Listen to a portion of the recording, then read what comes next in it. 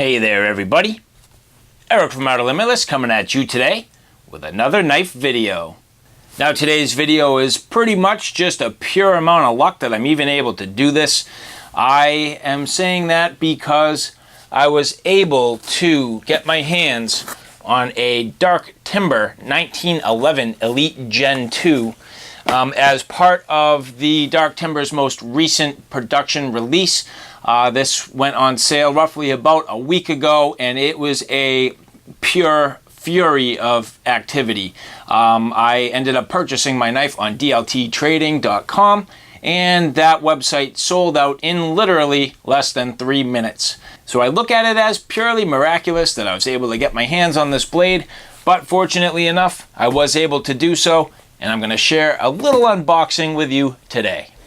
So in terms of this knife, I'm not going to go into all the specifications. There is a ton of information already out there on the specs.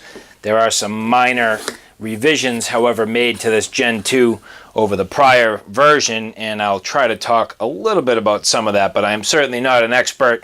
Like I mentioned, I just happened to get my hands on one of these. So I'm going to talk to you a little bit about what I bought in particular, and then maybe compare it against a couple other blades that I have just for little comparison and size comparison, basic features, things like that. So as I open this up, it is nicely packaged. Here you can see the blade has its handle nice and wrapped. Bam! Pulling it out there, you can see just beautiful right off the first initial impression. Nice contrast in that handle between the wood and the micarta there. Just a really nice package. And digging a little deeper here underneath, you'll see that's the belt loop for the sheath and basically the attachment system. Again, I'm not going to go into too much detail as there are already other videos that do that, but that's basically everything in the packaging, nothing left in there. Maybe a nice little detail in the future would be a sticker. Would be pretty cool. I'd like to get myself a nice Dark Timber sticker, so maybe they could come up with some of them in the future release and get them in the box. I'm sure that would add probably additional money, and this is expensive enough, so I don't know, maybe that's a bad idea, but I know I'd like a sticker, that's for sure. Now popping this out of the sheath, got a nice purchase on the knife there and a generous thumb ramp.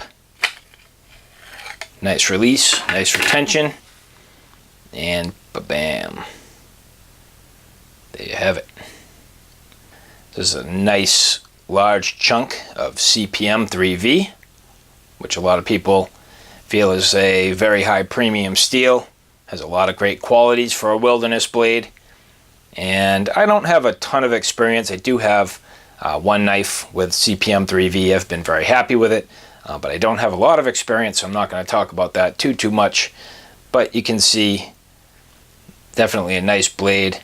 Now this has the acid wash finish. I believe it's called an acid wash finish, and then kind of like a satin two-tone, so gives it a little bit of pop there. Now you can see this blade has a light coat of grease on it, so just to protect it while it was in the sheath. And overall, it's pretty nice. So again, these handle scales are dual material.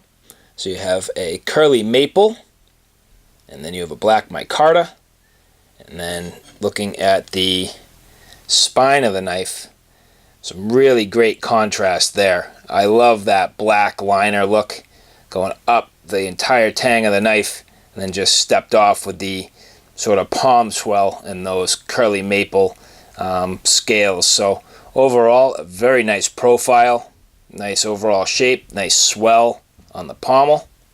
It's beautiful. Overall, beautifully fabricated. Nice lines. Looks beautiful. I love that contrast. I mean, just the way that the acid wash of the metal and the tang there just pops off of that black micarta, and then just the way that these pins and The liners are just, you get the black liners going through there. Then you have the scale just sort of showing itself. I mean, just really nice overall look and beautiful presentation. Now, part of the reason why I gravitated towards this knife, I like the overall shape and size. I've been kind of experimenting with knives in this size range lately, kind of more because I want a do-all knife that I can bring with me on backpacking trips. I mean, as much as anything else, I really want just like a real nice quality, stout knife that I can bring on backpacking trips that can really handle the bulk of my camp tasks. Pretty much everything down to, food preparation, splitting, a little bit of wood or kindling, really doing nice fine feather sticks, doing some carving, and, helping me to really prepare my site for, for my camp excursion. So, I mean, if I'm using my hammock, I just want to clear some branches out of the way and things like that. So it doesn't need to be overly heavy.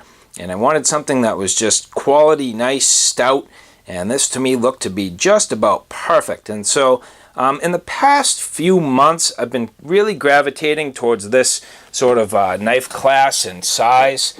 A couple of knives that have really become some of my favorites. Now, that's the Boker JTN, or Join the Navy.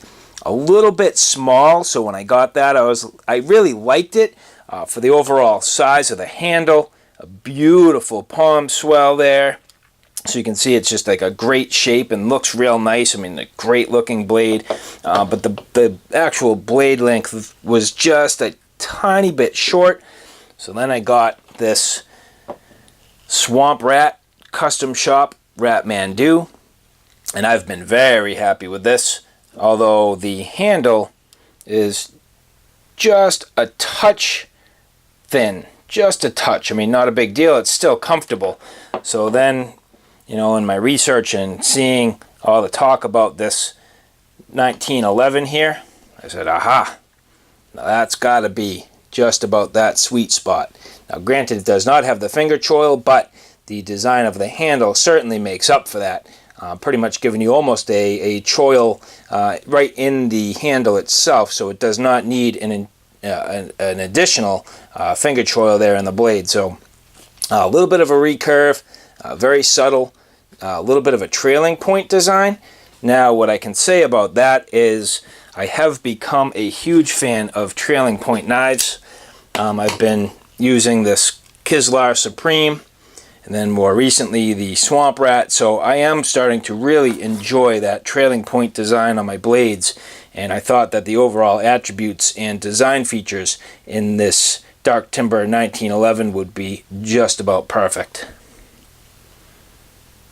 Now, the sheath is a nice Kydex made by Grizzly Outdoors. Overall, looks to be pretty solid.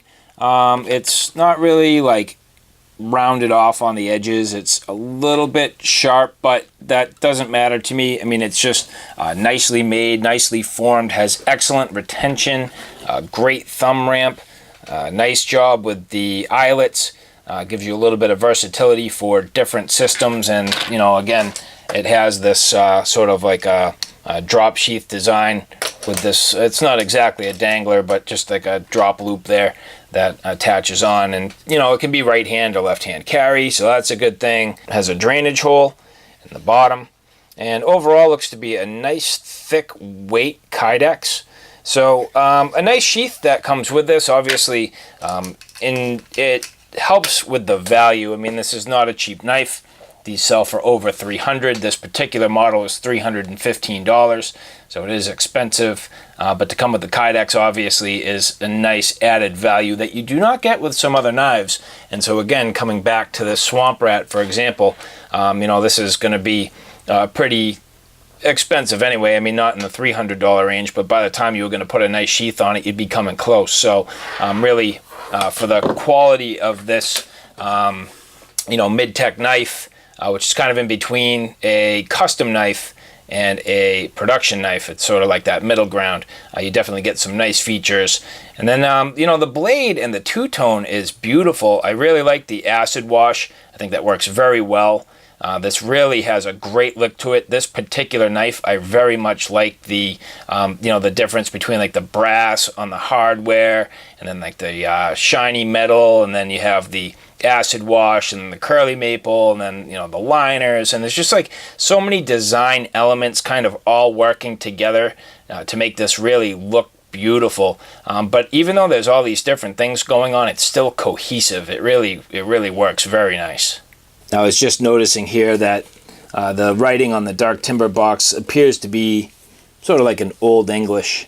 It's pretty cool. I mean, a nice big sort of logo there, and then the front of the box is the original dark timber logo that you'd get on like a custom model, and then you also see that here on the blade, and then flipping this over, you have another logo here. These are laser etched and very nicely done. I mean, they are like really clear and like well etched. This, you know, sometimes this laser etching is not that precise, but I feel like here it is just like super tack sharp, so it gives that real clean look. I mean, that's just beautifully done. So at this point, I'm not going to get too much further into this. This for me was really just a first look and an unboxing. Definitely, I mean, that is a comfortable knife. You know, I love the way that indexes and just the way it feels. I could see me doing some great work with this and having something that's, you know, stout enough that it feels like a substantial knife, yet light enough and small enough that it's not killing me on backpacking. So, I mean, good quality ergonomics, excellent construction, beautiful components, beautiful steel, excellent edge retention, great attention to detail. I mean, overall, can't really say anything bad about this. So pretty cool. I'm excited to have my hands on this thing, and hopefully in the near future I will get a nice quality field review out there for you. So alright guys, thanks for stopping by. I hope you like what you saw. I hope you found it a little bit informative. If you like what you saw, please like, share, and subscribe. And as always, thanks for stopping by. Take care now. I'll see you soon.